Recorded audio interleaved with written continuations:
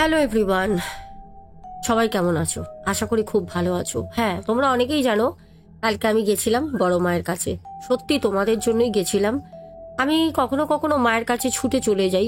আর তোমরা অনেকেই জানো একটি বোনের হাজবেন্ড বিগত 4-5 বছর ধরে, তারও বেশি অধিক সময় ধরেই বোনটিকে ছেড়ে চলে যায়, একটা পরকীয়ায় লিপ্ত হয়। দেন তার সাথে অন্য জায়গায় সে বসবাস শুরু করে। তারপর সেই বোন ওই 4-5 বছরে বেশি হবে সময়টা ধরে নানা জায়গায় ছোটাছুটি করেছে, কয়েক লক্ষ টাকা জলের মতো ভাসিয়ে দিয়েছে, কিন্তু কোনো কিছুই ফল হয়নি। তো বোন আমার কাছে 2 মাস আগেই কাজটা করিয়েছিল। করানোর পর আমি কথা দিয়েছিলাম 3 মাস 3 মাস সময় দিতে। 3 মাস সময় লাগেনি। আমার মায়ের আশীর্বাদ অত সময়ও নেয় না, তাও আমি একটা ধৈর্য ধরার ব্যাপার থাকে তো, কারণ প্রতি কটা মানুষই একটা আশা নিয়ে কাজ করায়। তো আমি বোনকে বলেছিলাম যে বোন, আমি 3 মাস টাইম নিচ্ছি, তোমার স্বামীকে আমি এনেই দেবো। যদি কাউকে আমি চ্যালেঞ্জ করে বলে দিই তাহলে পরে সেটা না হয়ে আর পারে না। তো বোন খুশি হয়ে, বোনের যেতুনিক স্বামী ওইদিকে যে বাইরে থাকা পুরো জিনিসটাকে ছেড়ে একদম এসে বোনের সাথে ভালোভাবে, মানে কি বলবো, সংসার করছে যেরকম হাজবেন্ড ওয়াইফ। এমনকি উনি যে ভুল করেছেন সেই কথাগুলোও স্বীকার করেছেন, আমার সাথেও কথা হয়েছে। বোন খুশি হয়ে, আমি তোমাদের ইনস্টাতে একটা রিলস দিয়েছিলাম, হয়তো অনেকেই দেখেছো, খুশি হয়ে বোন আমাকে 5,001 টাকা দিয়েছিল যে দিদি ভাই এই টাকাটা আমি তোমাকে দিলাম। এই টাকাটা তুমি হচ্ছে বড় মা, তোমরা সবাই আমাকে তাই বলো, আর কি বলবো, এটা মানে আমার কাছে পাও না, আমি তো কেউ না, সবই আমার বড় মা। তো বোন আমাকে বলেছিল যে দিদি ভাই 5,001 টাকা আমি তোমাকে স্ক্যানারে পাঠালাম, তুমি টাকাটা তোমার মতো করে কাজে লাগিও। তো আমি মায়ের মন্দিরে গেছিলাম, আর আমি মাকে যৎসামান্য যা পেরেছি আমি বোনের টাকাটা মাকে দিয়ে এসেছি। আর সত্যি কথা বলতে খুব ভালো লেগেছে। এরকম প্রচুর মানুষ আছো যারা উপকৃত হয়ে আমাকে মায়ের জন্য টাকা পাঠাও। আমি যখনই যাই মায়ের জন্য শাড়ি, নালে যা আমার ইচ্ছে হয় আমি মাকে ভরিয়ে দিয়ে আসি। চলো, ঘটনায় যাওয়ার আগে আমাদের এক পাগল ভাই, ওর আমি কিছু ভয়েস শুনিয়ে আজকে ঘটনায় আসবো। হ্যাঁ, বলে রাখি আজকের ঘটনাটা কিন্তু পুরীর হোটেলের। তোমাদের বলেছিলাম না যে পুরীর একটা দারুণ দারুণ দারুণ ঘটনা শোনাবো। আর অনেকেই তোমরা খুব আসছে দিনে পুরী যাচ্ছ, আমাকে কমেন্ট করছো। আজকে ঘটনাটা তাদের জন্য, শোনো। আর একটু ভয়েসটা একটু কষ্ট করে শোনো। দিদি ভাই, তুমি সত্যি আমার কাছে সমতুল্য। তোমার জিনিসটা ধারণ করার পরে না, শরীরটা মনটা একদম ফিট লাগে। মনে হয় পজিটিভ এনার্জি, সময় একটা পজিটিভ এনার্জি কাজ করে। এক সময় শরীরটা যখন ছেড়ে দিত, ভালো লাগতো না, বাড়িতে সেই জিনিসটা থেকে অনেকটা রিলিফ পেয়েছি আমি। শরীরের তেলটাও আমি ইউজ করি এখন, আর তাবিজটাও এখন আমার গলায় ধারণ করা আছে। সত্যি বলছি দিদি ভাই, আমি এখন থেকে না জানি না কতটা কি শারীরিক দিক থেকে, মনের দিক থেকে আমি এখন একটা পজিটিভ এনার্জি পাই, কাজে মন লাগে, শরীরটাও সুস্থ মনে হয়। এভরিথিং মানে everything positive feelings. Thank you so much দিদি ভাই, তুমি আমার সত্যি ভগবানের সমতুল্য। জয় বড় মা। না, রাধে রাধে। জয় মা। রাধে রাধে ভাই। আচ্ছা, আমি ভাইয়ের ভয়েসটা কেন শোনালাম জানো? আমাকে কালকে প্রায় 5 জন, কালকে দুপুরবেলা আমাকে, আমি যখন বড় মায়ের কাছে হঠাৎ করে যাব, আমি এরকমই হঠাৎ করে মায়ের কাছে চলে যাই, ওই আমার মা। তো আমি যখন যাব বলে মনস্থির করলাম, শরীরটা তো খুব একটা ভালো নেই, গলার ভয়েস শুনে বুঝতে পারছো গলা টলা বসে আছে। তো আমি প্রিন্সকে বললাম যে বাবা একটুখানি একটা ওলা বা উবের একটা ক্যাব বুক কর, ক্যাবে করে যাব। কারণ সত্যি কথা বলতে ট্রেনে বাসে যাওয়ার মতো শরীরে ক্ষমতা নেই, কিন্তু মায়ের কাছে প্রচণ্ড মন টানছে, যাবই আজকে। আর কালকে আমি সারাদিন খাইনি, সারাদিন খাইনি। আমি প্রায় দেখেছি যখনই মা আমাকে টানে হট করে, তখনই আমি সকাল থেকে কোনো মতে মুখে আমি জল, মানে অন্ন দিতেই পারি না। আমার ঘরে খাবার থাকে, থাকার পরও বিরিয়ানি আনা হয়, কিন্তু আমার না খাওয়া হয় না। আমি জানি না, মা যখনই ডাকে তখনই আমি না খেয়েই মায়ের কাছে যাই। যতবার গেছি না খেয়ে, এটা আমি জানি না, এটা আমি কেন হয় জানি না। আচ্ছা, কালকে আমাকে 5 জন ফিডব্যাক দিয়েছে, রিসেন্ট কাজ করিয়েছে, রিসেন্ট মাসও হয়নি। বললো দিদি ভাই কি ভাষায় যে বলবো, তোমার কাজ সব সাকসেস, সব। মানে আমি সত্যি কথা বলতে কি বলবো, মন থেকে অন্তর থেকে বলছি, এগুলো আমি কিচ্ছু করি না, সবই আমার মা। কালকে আমি একটা বড় মায়ের ফটো নিয়ে এসেছি, অনেক বড়, অনেক বড়। আমি তোমাদের দেখাবো, আমার আগে নির্দিষ্ট জায়গায় ওনার স্থান করে দিই, তারপর তো চলো। অনেকগুলো ঘটনা, অনেকগুলো কথা তোমাদের সাথে শেয়ার করবো না তো কার সাথে করব। তোমরা তো আমার পরিবার, কালকে তোমাদের সকলের মঙ্গলে আমি মাকে পুজো দিয়ে এসেছি। এবার আমি ঘটনায় ফিরি। আজকের ঘটনাটা আমাদেরকে একটা পরিবার পাঠায়। পরিবার বলতে ওনারা হচ্ছে পাল পরিবার। বলে দিদি ভাই, আমাদের পাল পরিবার বললে মোটামুটি দত্তপুকুরের সাইডে সবাই চেনে। বলছে আমরা আজ থেকে প্রায় 1 বছর আগে পুরী যাই, পুরীতে গেছিলাম। আর এই ঠিক দোলের আগে আগে পুরীতে যাই, ঠিক এরকমই সময়টা ছিল। বলছে পুরীতে তো এখন মোটামুটি খুব ভালো হোটেল রেটগুলো নেয়, ভাড়াটা খুব হাই থাকে।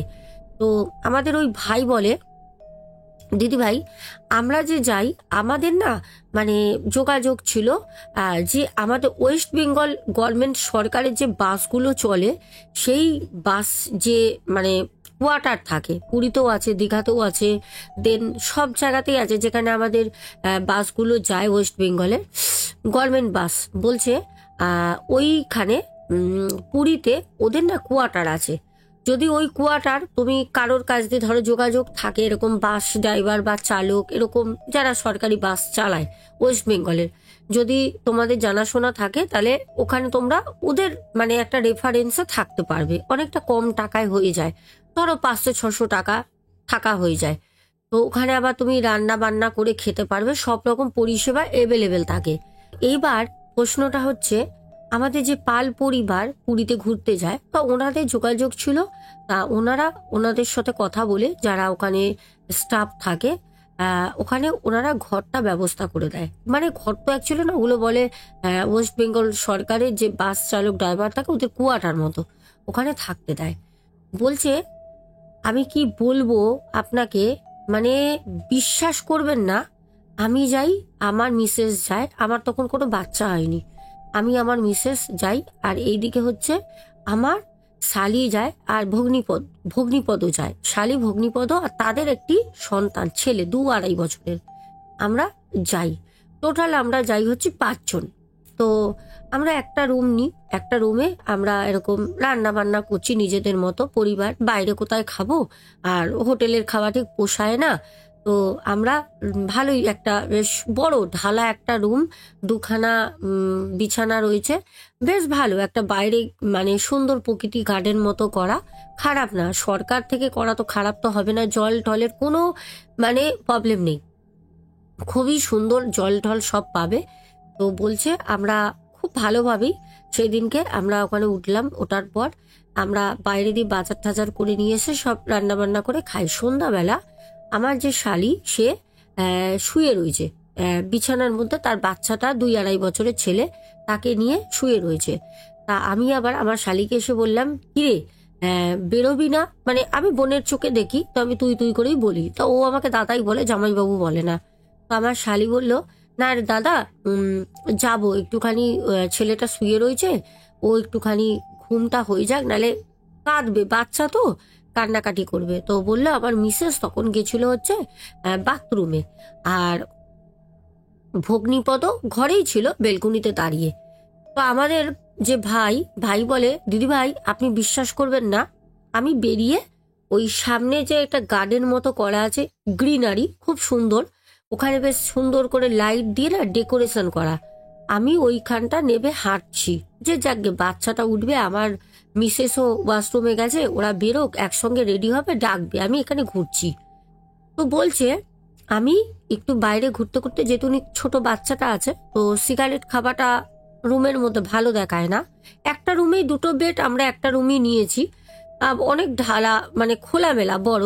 তো আমাদের ভাই বলে আমি যে লাইট ম্যাচটা আনতে যাই, লাইট ম্যাচ, তখন দেখলাম যে একটা মহিলা ঠিক খাটের ওখানটা, যেখানে আমি মানে রুমটার মধ্যে ঢুকবো, ঢুকেই হচ্ছে একটা খাট এপাশে একটা খাট এপাশে, ঘরটা বড় তো, যেখানে আমার শালি আর শালির ছেলেটা শুয়ে রয়েছে, ওরা তো পেছন ঘুরে শুয়ে রয়েছে, ঠিক ওই খাটের ওখানটা একটা মহিলা দাঁড়িয়ে রয়েছে। আমি সাথে সাথে দেখলাম যে মহিলাটা আমাকে দেখেই ওনা আস্তে করে চলে গেল হচ্ছে বাথরুমের দিকে। তখন কিন্তু আমার মিসেস বাথরুমের ভিতরেই রয়েছে। আমি হট করে লাইট, আমি বললাম কি হলো, এই মহিলাটা কোথা থেকে আসলো? মহিলাটা এখানে তো আমি আগে দেখিনি, আরে ঘরে ঢুকবেই বা কেন? গেট খোলা, আমি বাইরে ঘুরছি, আমার শালি শুয়ে রয়েছে, ভগ্নিপদ ভিতরেই রয়েছে, মহিলাটিকে। এই কথা বলে শালিকে যখন নাম ধরে ডাকি, শালি যখন উঠে বসে, তখন রুমের মধ্যে কেউ নেই। আমি তখন শালিকে বললাম যে তুই কাউকে দেখেছিস? এখানে কেউ ছিল? শালি বলছে কাকে দেখবো দাদা, তুমি তো ছিলে এতক্ষণ। আমি বললাম না, তুই কোনো মহিলাকে দেখেছিস? বুড়ি ধরনের কোনো মহিলা? বলছে কই না তো। গেল। এই কথাটা আমি কাউকে বলে বিশ্বাসই করাতে পারছি না যে আমি মানে রুমের মধ্যে এরকম জিনিস দেখেছি, কোনো মতে বিশ্বাস করাতে পারছি না। তাও ভগ্নিপদ আমাকে হেসে ইয়ার্কি করে বলল যে আরে চলো চলো, ওসব কথা বাদ দাও, বাইরে চলো, এত খোলামেলা জায়গা, এত সুন্দর লাইটে লাইট, এখানে কি থাকবে, তুমি হয়তো ভুল কিছু দেখেছো। তা আমি আর সেই জিনিসটা নিয়ে ঘাটালাম না। আমি ভাবলাম যে চলো, ওরা যদি ভাবে যে আমি ভুল দেখেছি, তাহলে আমি ভুলই দেখেছি, আর এটা ভুল হলেই ভালো। এইবার আমরা বাইরে গেলাম, ঘুরে টুরে আসলাম, এসে রান্না করাই ছিল, রান্না বান্না সব খেলাম। খাবার পর শুয়ে রয়েছি, কিন্তু সবাই সেই জিনিসটা নিয়ে আলোচনা না করলেও আমার কিন্তু মনের মধ্যেই একটা জিনিসই ঘোর পাক খাচ্ছে, যে আমি এত আলোতে একটা মানে বয়স্ক মহিলা আমি ভুল দেখতে পারি না। আর আমি তো নেশা করে নিই, যে চোখে আমি ভুল দেখেছি, সেরম কিছু না। তাহলে এটা কি করে সম্ভব? আমি কোনো মতে শুতে পারছি না। এবার ঠিক পরের দিন সকালবেলা যে শালির ছেলেটা 2.5 বছর বয়স, ও বোঝাতে চাইলো যে ও কাউকে দেখেছে। 2.5 বছর বয়স মানে একটা এরকম, মানে ও বোঝাতে চাইছে যে কেউ ওর পা ধরে ওকে টেনেছে, খুব কাঁদছে। তো আমার শালি আমাকে বলল যে দাদা, এরকম ছেলেটা কাঁদছে, যদি এখানে কোথাও লোকালে ডাক্তার থাকতো দেখাতাম, ওর মনে হয় পেট ব্যথা করছে। বাচ্চাদের যেন একটা পেট ব্যথা রোগ আছে, ছোটবেলায় হয়, ওরা তো বলতে পারে না। তো আমি তখন বললাম যে ঠিক আছে, আমি ওই যারা সরকারি বাস চালায় ওই ড্রাইভার দাদাদের সাথে কথা বললাম। ওনারা খুব ভালো একটা আমাদের সাথে মানে কথাবার্তা আলাপ সম্পর্ক, মানে খুব ভালো বিহেভিয়ার করছিল, কারণ আমরা একজনের রেফারেন্সে গেছি ওখানে। ওখানে তো সবাই থাকতে পারে না, ওখানে আমাদের সাথে সম্পর্কটা সবাই ভালো করছিল। তো সত্যি কথা বলতে উনি একজন ডাক্তারের কথা বলেন যে এখানে একজন ডাক্তার আছে, আপনি ওনাকে দেখাতে পারেন। তো আমরা ওই শালির ছেলেটাকে ওনার কাছে নিয়ে যাই। নিয়ে যেতে উনি অনেকগুলো ওষুধ আমাদের প্রেসক্রাইব করে দিলেন। আমরা সেই ওষুধগুলো ওই চেম্বার ওষুধের নিয়ারেস্ট একটা মেডিকেল শপ ছিল, ওই মেডিসিন শপ ছিল, ওখান থেকে আমরা ওষুধগুলো নিই। এসে নিয়ম করে আমার শালি সবই খাওয়ালো। কিন্তু একটা জিনিস লক্ষ্য করলাম, বাচ্চাটি রাতের বেলা কোনো মতে ঘুমাতে চাইছে না, আর খুব ভয় আতঙ্কে বড় বড় করে তাকাচ্ছে আর খুব কাঁদছে। আমার শালি তখন বলল যে দাদা, কি হলো বলেন তো, ওর কি কোনো হাওয়া বাতাস লাগলো? আমি তখন বললাম যে হতেও পারে, কিন্তু ও তো রুমের বাইরে কোথাও যায়নি, হাওয়া বাতাস লাগবে কোথা দিয়ে? আর আমাদের তো কোলে কোলেই গেছে, আর সেরকম আমরা কোথাও ঘুরিও নি। গেল। এবার যা হোক, রাতের বেলা সবাই জেগে থেকে বাচ্চাটাকে কোনোভাবে ঘুম পাড়ানো হলো। সকালবেলা এক মাসি ওখানে কাজ করতে আসে, মানে ঝাড় টাড় দেয়, উনি আসেন। তো সেই মাসিকে যখন ঘরদোর পরিষ্কার হয়ে যায়, তো আমাদের ভাই যখন সেই মাসি কাজ করে বালতি আর ঝাঁটা নিয়ে যাচ্ছে, বাইরে বেরিয়ে ধরে তখন ওই মাসিকে বলে যে মাসি, তোমার সাথে আমার একটা কথা আছে। তো মাসি তখন বলছে হ্যাঁ বলো, কি কথা? বলছে মাসি, আমি এরকম রাতের বেলা একজন বয়স্ক বউ একটা দেখেছি, মানে বয়স্ক মহিলা আর কি, কে ছিল মাসি? মাসিকে যখন জিজ্ঞেস করে, আমাদের পাল ভাই বলে, দিদি ভাই তুমি বিশ্বাস করবে না, সেই মাসি ঝ্যাঁটা বালতি নিয়ে মানে পারে তো দৌড়ায়। ও না খুব তাড়াতাড়ি মানে চলে গেল, সেই একদম যেখানে বাস ডিপোর অফিসটা ওখানটা চলে গেল।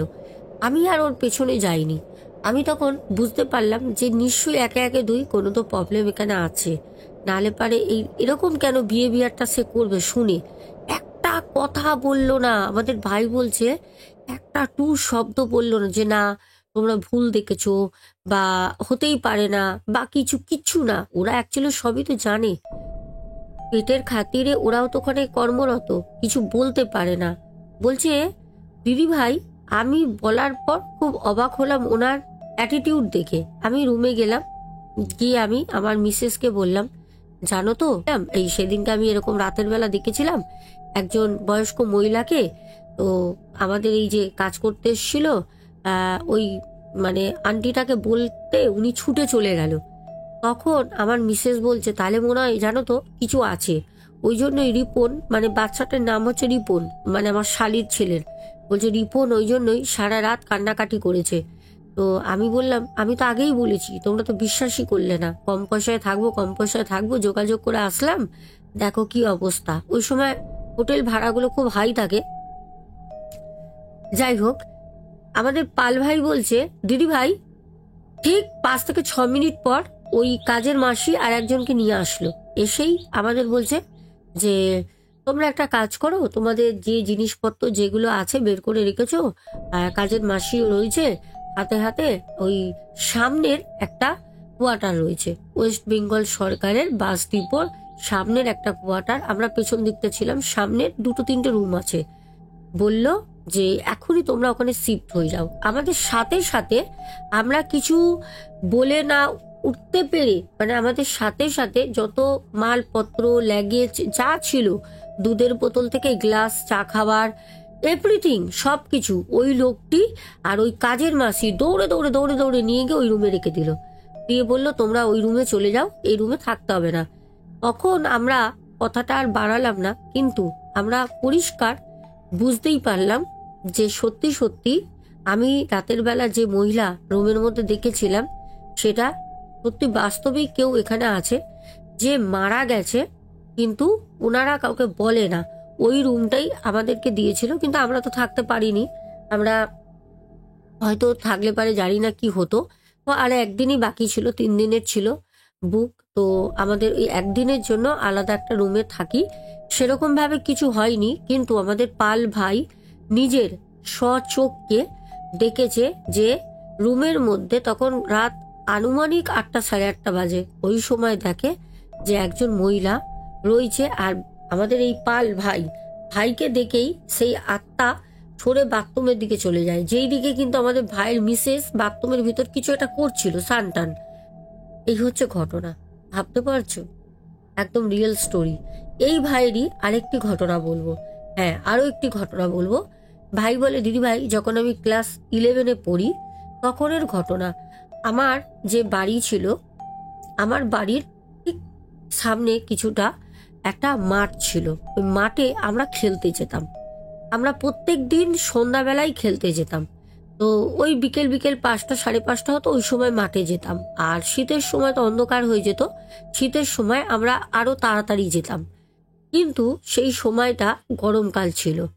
বলছে আমি আর আমার পাড়ার 5-6টা বন্ধু আছে, প্রত্যেক দিন ওই মাঠে খেলতে যাই।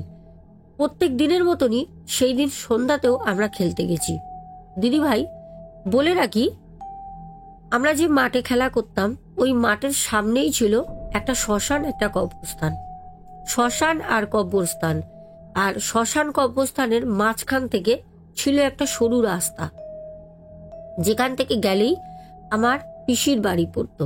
ওখানে অনেকগুলোই বাড়ি ছিল, কিন্তু তারা ওই শ্মশান আর কবরস্থানের মাঝখানে রাস্তা দিয়ে আসা যাওয়া করতো।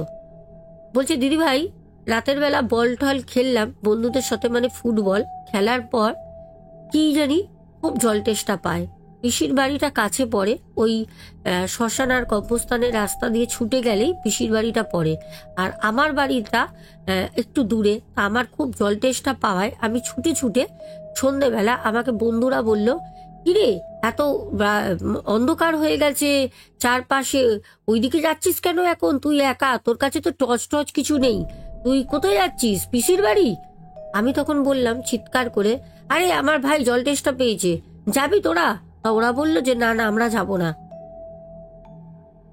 আমাদের পাল ভাই তখন ক্লাস 11-এ পড়ে, যথেষ্ট বড়। ভাই বলে, দিদি আমি ছুটতে ছুটতে পিসির বাড়ি যাই। আমি যখন পিসির বাড়ি গেলাম সন্ধ্যাবেলা, তখন আনুমানিক অন্ধকার হয়ে গেছে। আমি ঘড়ির সময় বলতে পারবো না, কিন্তু বেশ অন্ধকার। আমি দেখছি পিসির বাড়ির উঠোনে একটা বউ ঘোমটা দিয়ে, সাদা, পুরো সাদা ধবধবে কাপড় পরা, ঘোমটা দিয়ে সে না মানে উঠোন ঝাড় দিচ্ছে। ওই সন্ধ্যাবেলা বেশ অন্ধকার, উঠোন ঝাড় দিচ্ছে। তা আমার পিসিও ছিল বিধবা মানুষ। তা আমি ভাবলাম পিসি ঝাড় দিচ্ছে সন্ধ্যাবেলা। হ্যাঁ, আমি তখন বললাম, পিসি পিসি আমাকে একটু জল দে না পিসি, আমার খুব জল তেষ্টা পেয়েছে। তো সে কোনো কথা বলে না, সে না ওরকম ঝাড় দিচ্ছে। আমি দূর থেকে চিৎকার করে বলতে বলতে যাচ্ছি। যখন আমি পিসির বাড়ির উঠোনের গেটের সামনে গিয়ে পৌঁছলাম, তখনও দেখছি সে মহিলাটি নিজের মনে আপন মনে ঝাড় দিচ্ছে। কিন্তু তখন আমি বুঝতে পারছি আমার পিসি তো সাদা শাড়ি পরে, কিন্তু আমার পিসি তো এত লম্বা না। ওই মহিলাটি বেশ পিসির তুলনায় অনেকটাই লম্বা। আমি আবার ভাবলাম পিসির বাড়িতে কি কেউ আসলো? তা আমি তখন বলছি যে, ও পিসি আছো ঘরে? আমাকে একটু জল দাও না গো, খুব জল তেষ্টা পেয়েছে। কিন্তু দেখলাম পিসির ঘরে তালা দেওয়া। আরে তখন আমার মনে পড়লো, আরে পিসি তো সকালবেলা বলল তার ছেলের বাড়ি যাচ্ছে, সপ্তাহ কয়েকদিন পর আসবে, তাহলে তালা দেওয়া, এটা তো পিসি না। এই বলে যখন আমি ঘুরে ওখান থেকে ভয়তে ছুটতে পালিয়ে আসছি, তখন নাকে খরা খরা গলায় হেসে একটা মুচকি হাসি হেসে আমাকে বলল, হ্যাঁ কিরে জল খাবি না? ঠিক এরকম করে আমার মানে কথাটা না মনে কানের মধ্যে এসে না আমার ডান কানে ধাক্কা মারলো। আমাদের পাল ভাই বলছে, দিদি ভাই আমি ওখান থেকে ছুটতে ছুটতে পেছনে আমি আর তাকাইনি। আমি ছুটতে ছুটতে যখন আসছি, আমার কাকা ওই মানে শ্মশানের রাস্তা, কবরস্থান আর শ্মশানের ওই মাঝের রাস্তা দিয়ে যাচ্ছে। আমাকে দেখে সাথে সাথে আমার গলায় হাত দিয়ে বলছে, কিরে কোথায় গেছিলিস তুই? আমি বললাম, কাকা আমি খুব ভয় পেয়েছি কাকা, আমার জল তেষ্টা পেয়েছিল, আমি পিসির বাড়িতে গেছিলাম কাকা। তখন কাকা বলছে, কেন তোর মনে নেই পিসি নেই? পিসি তো তার ছেলের বাড়ি গেছে রে, তুই গেছিলিস? আর আমি তো শুনেই আসলাম তোর বন্ধুদের দেখা হলো মনের মাথায়। আমি বললাম তোর কথা, তুই কোথায়? ওরা বললো পিসির বাড়ি, তুই জল খেতে গেছিস কেন? সামনে তো চায়ের দোকান, চায়ের দোকানে জল না খেতে গিয়ে তুই গেছিস? আরে রাতের বেলা, এখন রাত হয়েছে, রাস্তা ভালো না, আমি ছুটতে ছুটতে আসছি। আমাদের পাল ভাই বলে, দিদি ভাই যদি আমার কাকা সেই স্পটে না আসতো, হয়তো আমি ওই কবরস্থান আর সেই শ্মশানের যে মাঝের রাস্তা, হয়তো আমি বুঝতে পারছিলাম আমার পেছনে কেউ আমাকে ধাওয়া করেছে, হয়তো সেই অশরীরই ছিল। পিসি আসাতে মানে পিসি তো ছিলই না ওখানে, কোনো একটা অশরীরই ছিল। কাকা এসে আমাকে বাঁচায়। কাকা যখন আমাকে বাড়ি নিয়ে যায়, কাকা আমাকে খুব বকে বাবার সামনে। তখন কাকা বলল যে ওই রাস্তায় দিন ছাড়া সন্ধ্যের পর যাবি না, তাও আবার একা, খবরদার যাবি না। ওখানে অনেক রকম জিনিস ওখানে মানুষ দেখতে পারে, অনেক মানুষের সাথে ওখানে অনেক রকম খারাপ অভিজ্ঞতা আছে, অনেক পুরনো অভিজ্ঞতা আছে, ভয় আছে, ওখানে যাবি না। আমাদের পাল ভাই বলে, দিদি ভাই আজ আমি বিয়ে করেছি, আজ আমার 22 বছর ছেলের বয়স, আজও পর্যন্ত আমি দিনে বা দুপুরে ছাড়া পিসির বাড়ি রাস্তা মারাই না। ভাবো এরকম লাগলো ঘটনা দুটো আমাদের পাল ভাইয়ের। আরো অনেক ঘটনা আছে, বলবো বলবো সব বলবো, সাথে থেকো।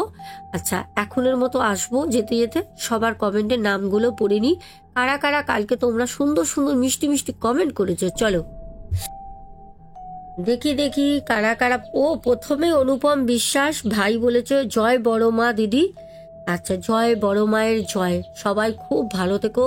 আর সবাই সকাল বিকাল সন্ধ্যা যত্র তত্র যেখানে সেখানে শুধু মায়ের নাম নিও, সব বিপদের হাত থেকে উদ্ধার হয়ে যাবে। তারপর আমি আছি তো। তারপর নেহা মাইতি, তারপরে অভিরূপ সর্দার, তারপর কমেন্ট করেছো কিষাণু মান্না, তারপরে কমেন্ট করেছো আহ মাহি রয়, বলেছো হলুদ পরি। আর আমাদের পিঙ্কি খাতুন বলেছে এই রে, আমার কমেন্টটা নিয়ে নিল গো। আচ্ছা, বোনও তার মানে বলতে চাইছিল আমাদের। তারপর টিনা আচারিয়া বলেছো দিদি ভাই আজকের ড্রেস আর চুলের কালারটা তোমার গায়ের সাথে মিষ্টি লাগছে। আচ্ছা বনু।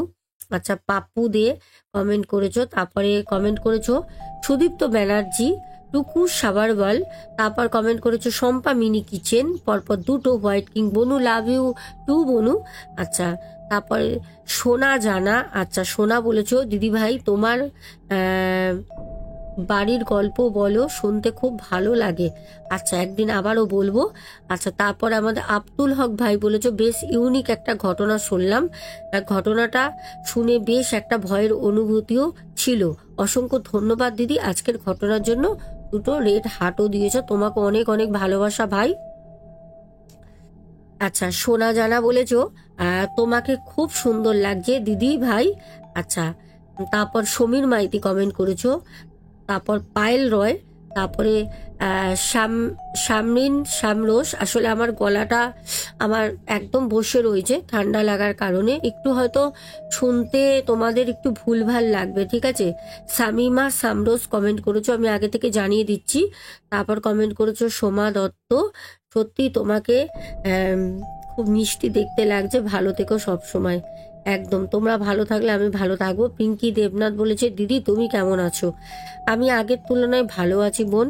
আমি তোমায় জিজ্ঞেস করেছিলাম যে আমার রোজ রাত 3টে থেকে 3:30-এর মধ্যে ঘুম ভেঙে যায়, আর কারণ কি এখনো হয়? তুমি বলেছিলে শর্ট ভিডিওতে দেব, কিন্তু দাওনি। আমি মনে হয় দিয়েছি বোন, আমি দিয়েছি। আচ্ছা, যদি না দিই আমি দিয়ে দেবো। মৌরয়, প্রদীপ দাস, তারপরে টুকাই বেরা দিদি ভাই, তারপরে স্বপ্না বাজাল দিদি ভাই, মাই রয়, রেশমি ভট্টাচারিয়া, বর্ষা সরকার। হলুদ দেশটা আমাকে খুব ভালো লাগছে, সবাই একদম হলুদ হার দিয়ে দিয়েছো। পিন্টু ঘোষ, তারপরে নীলিমা সিংহ, পার্থ রয়, তারপর রমা কর্মকার দিদি ভাই, বর্ষা সরকার। অনেকগুলো কমেন্ট করেছো, পড়ছি না, অনেকটা বড় হয়ে যাবে। বর্ষা সরকার, তারপরে সুমনা ভট্টাচারিয়া, তারপর প্যান্থার গেমিং ওয়াইটি, মোনালিসা সিংহ, তারপর রত্না সরকার, মৌ ঘোষ, পিঙ্কি খাতুন, রূপা দে, শ্রেয়াস ভাই বলেছ সত্যি বিভিন্ন ভিন্ন ধরনের ঘটনা। আর শ্রেয়াস ভাইয়ের এই কমেন্ট আমি পড়ছিলাম, দিদি ভাই আমার কালার ম্যাচিং আইডিয়াটা বেশ বিস্তার করেছে। হ্যাঁ ভাই, একদম। এইটাই তো ভালোবাসা, এটাই তো পরিবারের একটা বন্ডিং, আমরা তো সবাই এক। তারপর সুপর্ণাদি পায়েল কমেন্ট করেছো যে ঠিক বলেছো দিদিভাই, নেগেটিভ এনার্জি কখনো ভালো হতে পারে না। তোমার জন্য অনেক ভালোবাসা রইলো, তোমার জন্য অনেক ভালোবাসা রইলো। কি আর এটা কমেন্ট করেছো কৃষ্ণা মুখার্জি, কৃষ্ণা মুখার্জি বলেছো বনু তোমায় খুব সুন্দর লাগছে। আরও একটি কমেন্ট করেছো এটা কোথায় বনু? আচ্ছা, আমি জায়গার নামটা হাইট রাখতে বলেছে বলে আমি এখানে বলতে পারলাম না, তাহলে আমি অবশ্যই বলে দিতাম। যারা আমাকে ঘটনা পাঠায় তাদের কথা তো আমাকে শুনতে হবে। তো চলো আজকের মতো আসছি, আর দেখা হবে আগামীকাল। অবশ্যই আগামীকাল আমার বাড়িতে সত্যনারায়ণের পুজো, প্রচুর লোক আসে। আর কালকে হচ্ছে মাঘ মাসের পূর্ণিমা, মাঘী পূর্ণিমা। কালকে আমার প্রচুর কাজ, তোমরা অনেক কাজ আমাকে দিয়েছো দিদিভাই, এই দিনটাই করো। আর সত্যি দিনটা খুব আদর্শ এইসব কাজের জন্য। সবার ভালো হোক, মঙ্গল হোক, এই নিয়ে আজকের মতো আসছি। লাভ ইউ অল, সবাই খুব ভালো থেকো। Tata, good night.